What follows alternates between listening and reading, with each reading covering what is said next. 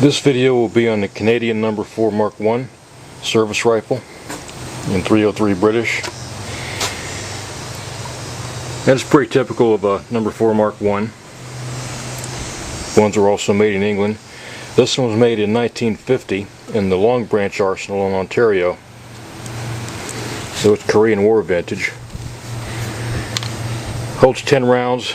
The magazine's detachable on this, but usually they're just left in place and reloaded with stripper clips. Magazine release is right down here. Push that in and pull the magazine out.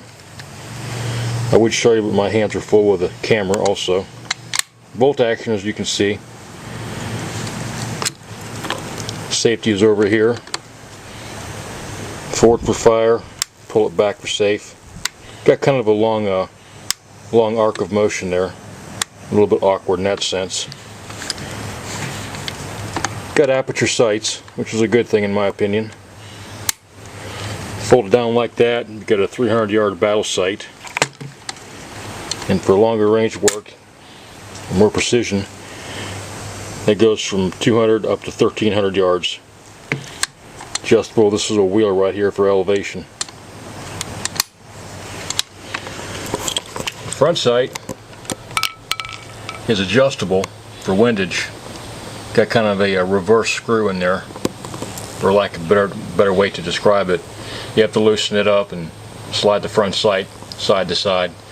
That's the kind of thing you do one time and tighten it back down and leave it that way. It's not meant to be messed around with in the on the battlefield. And here's the ammo it shoots. 303 British. These are actually my reloads. They're not surplus ammunition, but they're about the same. 174 grain bullet, Botail bullet. And the powder I used was Winchester 760 S&B brass. I just put them in that stripper clip there. Makes it easier to load in the rifle. So we're going to shoot it, do some video of it, look at some targets. I haven't shot it in a while, so I don't know how well I'll do with it. But we'll see.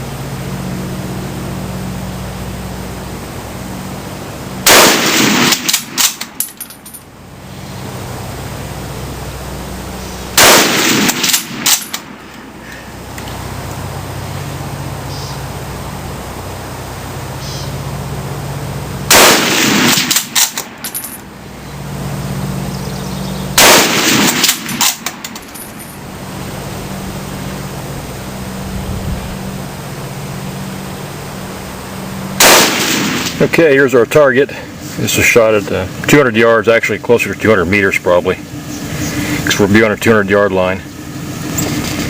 And these four here turned out pretty good.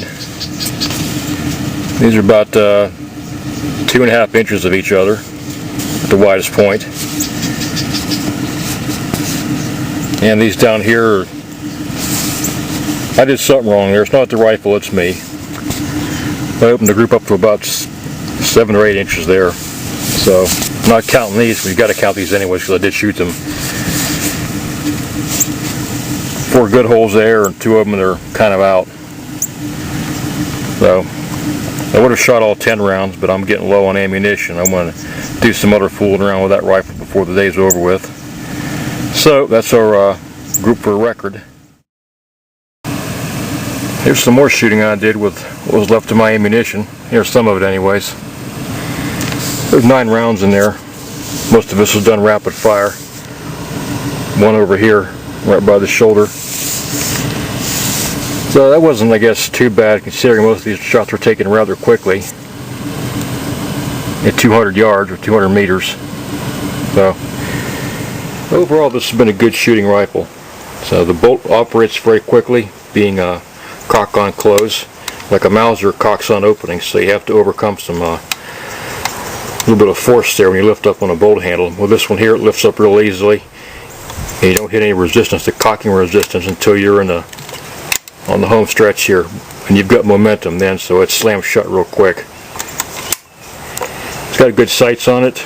Not as good as an M1 or an M14, but they're still good for a World War II Korean War vintage rifle.